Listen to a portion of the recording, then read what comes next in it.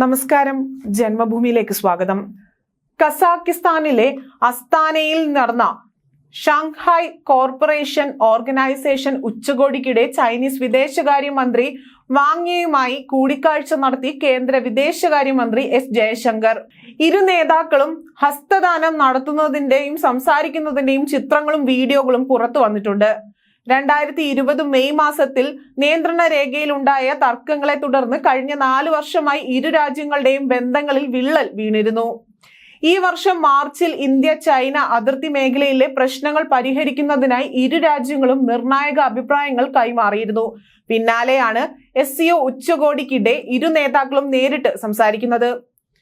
SCO കൗൺസിലിൽ of head of state യോഗത്തിൽ India പ്രതിനിധി സംഘത്തെ നയിക്കുന്നത് ജയശങ്കർ ആണ്.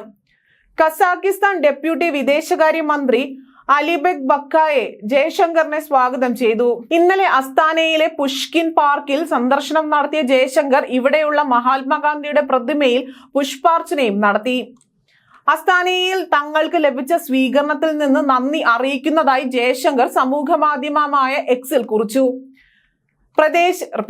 പ്രാദേശികവും ആഗോള തലത്തിലുമുള്ള വിവിധ വിഷയങ്ങളെക്കുറിച്ച് നേതാക്കളുമായി സംസാരിക്കാൻ സാധിച്ചതായും ജയശങ്കർ വ്യക്തമാക്കി.